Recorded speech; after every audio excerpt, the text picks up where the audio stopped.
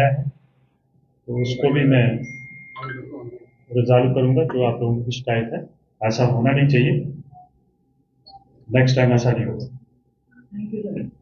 और उसके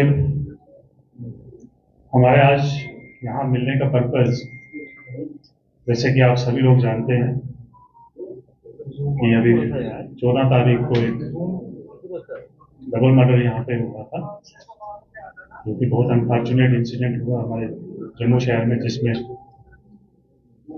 एक सीनियर सिटीजन, उनकी वाइफ का कत्ल हुआ। तो जैसे ही हमें ये इंफॉर्मेशन मिली थ्रू पीसीआर, तो हमारे चौकी अफसर, हमारा एसएचओ, एसडीपीओ साहब, हमारे एसपी रूरल फौरन से मौका पे पहुंचे, मौका मुलायजा किया और इमीडिएटली जो है टीमें कॉन्स्टिट्यूट की गई इस वारदात को वर्कआउट करने के लिए, जिसमें सबसे पहले तो हमारी एफएसएल की टीम जो है उसको मंगवाया गया, स्निपर डॉग को मंगवाया गया, क्राइम फोटोग्राफर को मंगवाया गया। वो सारी फॉर्मेलिटीज करने के बाद डेड बॉडीज को जो है हॉस्पिटल में शिफ्ट किया गया और पोस्टमार्टम। उसके साथ साथ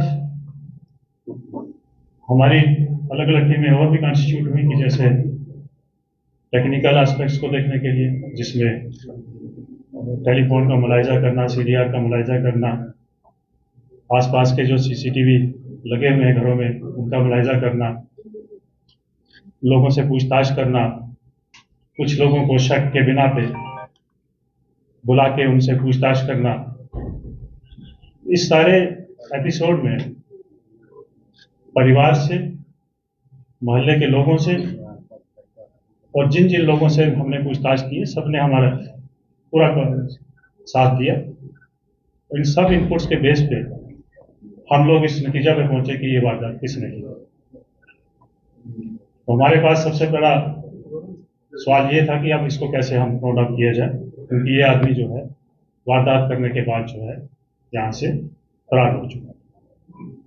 और सबसे बड़ी दिक्कत की बात ये थी कि ये अपना मोबाइल भी फेंक चुका था, या 3 दिन पहले ही किसी को बेच दिया। तो वो सारी टीमों ने बहुत मेहनत की, दिन रात लगे रहे, और इसमें इस बीच में आप लोगों को कॉर्पोरेशन मिलता रहा, आप लोगों से भी फीडबैक मिलता रहा।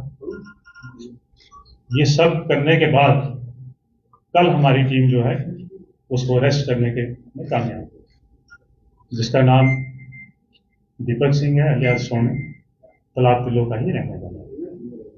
इसमें जो मोटी मोटी चीजें हैं वो हमें अभी तक ये पता चली है कि ये आदमी जो है इनका जानकार था, इनके घर में काम करता था, छोटे मोटे काम, जो कभी बाजार से कुछ मंगवाना, जो संजय चंदेल जी हैं उनकी सेहत ठीक नहीं रहती थी, उनकी मदद करना।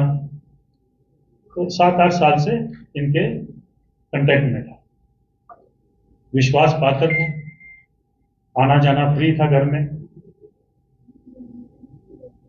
और इस आदमी ने ही इस वारदात को अंजाम दिया। इन्वेस्टिगेशन में और भी पता चला कि इसके पीछे वजूहत क्या हो सकती है। तो अभी तक जो हमारी इन्वेस्टिगेशन हुई है वो यही लगता है कि इस आदमी को पैसे की जरूरत थी, जो कि ये बार बार मांगता था। तो बार बार मांगने से जो परिवार है वो इरिटेट था, मैं भी कहीं थोड़ी बहुत कहा सुनी हुई होगी। उसी को लेके अभी तक जो हमारी इन्वेस्टिगेशन है उसको लेके इसने इस वारदात को अंजाम दिया। इसकी बैकग्राउंड में जब हम लोग गए हैं, इसके परिवार से हमने पूछताछ की है। उस पूछताछ में ये मालूम हुआ कि ये 3 तारीख से अपने घर से चला गया था और 9 तारीख को आके इसकी वाइफ ने हमारे चौकी फोनीचक में इसकी गुमशुदगी रिपोर्ट करवाई और ये भी बताया कि ये बंदा जो है फोन भी स्विच ऑफ करके हमारे साथ कोई कांटेक्ट में नहीं। फिर ये अचानक 12 तारीख रात को आता है और अपनी वाइफ से झगड़ा करता है और 5,000 लेके फिर से घर से फरार हो जाता है। तो हमें अभी तक ये इन सारी चीज़ों से और अपनी इन्वेस्टिगेशन में ये पता चला है कि कहीं ना कहीं इसके पीछे का जो रीज़न है अभी तक वो यही है कि इसको पैसे की ज़रूरत थी, जिसको पाने के लिए इस हद तक चला गया। अब इन्वेस्टिगेशन जो है वो जारी है। ये सारा जो इन्वेस्टिगेशन है हमारी एसपी रूरल की टीम जो है और एसपी रूरल की जेर क़यादत किया है, जिसमें एसडीपीओ, एसएचओ कंसर्न और आईसीपीपी पोनीचक और इसके अलावा और भी बड़े सारे ऑफिसर जो हमने ज्यूरिडिक्शन को नज़रअंदाज करते हुए उनको भी बुलाया था, इन सब ने मिलकर इस केस को जो है वो रिपोर्ट किया है। और इसके अलावा अगर आपका कोई क्वेश्चन है। मर्डर में वेपन कौन सा यूज किया गया था, किस औजार से मर्डर किया गया? देखिए, वो जो वहाँ एक रस्सी अवेलेबल थी उसी से इसने स्ट्रैंगुलेशन। सर, दीपक सिंह के ऊपर और भी कोई पहले ऐसे कोई केसेस हैं या किसी केसेस में मुलविस है कि इसकी बैक हिस्ट्री? जी नहीं, इसकी बैकग्राउंड में इसका कोई भी क्रिमिनल रिकॉर्ड नहीं। सर, जैसे कह रहे हैं कि अब उसका आना जाना घर में फ्री था, तो वो चोरी भी कर सकता था, उसको पैसे मांग नहीं मिल रहे थे, तो उसने मर्डर क्यों किया? देखिए, ये जो है ये अभी हमारा भी यही क्वेश्चन है, जिसके ऊपर हम लोग जो है इन्वेस्टिगेशन कर रहे हैं। सर, ये अकेला है या कोई और भी होने की शंका हो सकती है इसके साथ होने की? अभी तक जो इन्वेस्टिगेशन हमारे सामने आई है और सीसीटीवी फुटेजेस से। सर, घर से चोरी करके गया था। एक सीसीटीवी फुटेज जो आई है, तो अभी तक यही लगता है कि ये अकेला ही। घर से इसे सामान क्या चुराया, रिकवरी कितनी हुई? देखिए, सामान के बारे में हम कुछ बता नहीं सकते हैं, क्योंकि सामान क्या था घर में, क्या गुम हुआ है, वो दोनों बता सकते थे, जिनकी दोनों की डेथ हो चुकी है। बच्चे दोनों जो है वो बाहर थे, पिछले 2-3 महीने से बच्चे बाहर ही थे, तो अभी घर में कोई भी इस बात को बता नहीं सकता है कि एग्जैक्टली क्या चोरी है। दूसरा जो अब जब हमने इसको पकड़ा है, तो इसके कब्जा से कुछ भी खास रिकवरी नहीं हुई। तो नया मोबाइल भी बताया जा रहा है खरीदा, तो वो क्या मोटिव था इसका मोबाइल? देखिए, इसके बारे में अभी इन्वेस्टिगेशन चल रही है हमारी, इसमें अभी हम इतनी जल्दी कुछ भी नहीं कह सकते। सर, परिवार ने जो बताया है, तो क्या लगता है आपको कि परिवार ने सही बताया? हो सकता है जितना से आपने कहा कि मिसिंग रिपोर्ट करवाई गई, कि जानबूझ के एक साजिश रची गई हो, या परिवार को इसके बारे में जानकारी हो?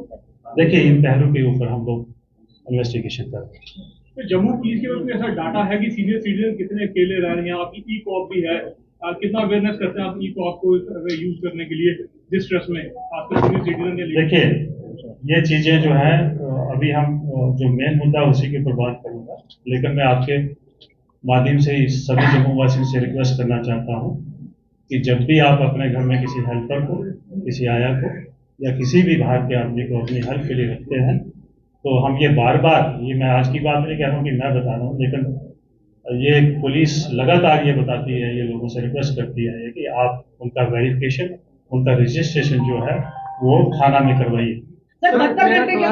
उससे 2 चीजें होंगी, एक तो वो आदमी जो है डरा रहेगा, और दूसरा जो है जब कभी कोई वारदात होगी तो उसमें पुलिस को ट्रेस करने में आसान है। 72 घंटे में पुलिस ने इस मर्डर मिस्ट्री को सॉल्व किया, तो कितना चैलेंजिंग था? आपने जैसे कहा कि फोन भी फेंक चुका था, कोई लीड नहीं थी, कितना चैलेंजिंग था?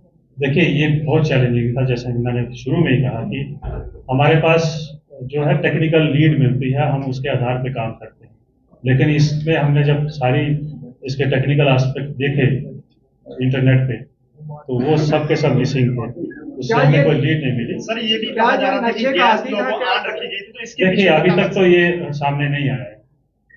सर, इसमें सीसीटीवी कैमरास की कितनी मदद मिली और भविष्य में किस तरह से लोग जो है वो और भी इसे इंस्टॉल करें, ताकि इस तरह की गतिविधियां जो जी, ये बहुत अच्छा क्वेश्चन आपने किया, जो कि हमारी सुरक्षा व्यवस्था के साथ जुड़ा हुआ है।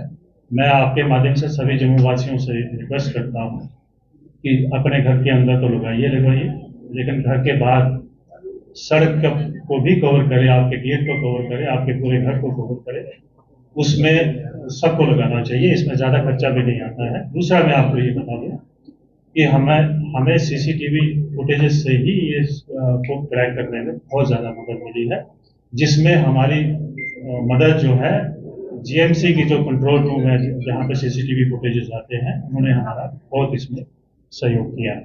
तो सीसीटीवी कैमरास को लेकर पुलिस हर बार अवेयर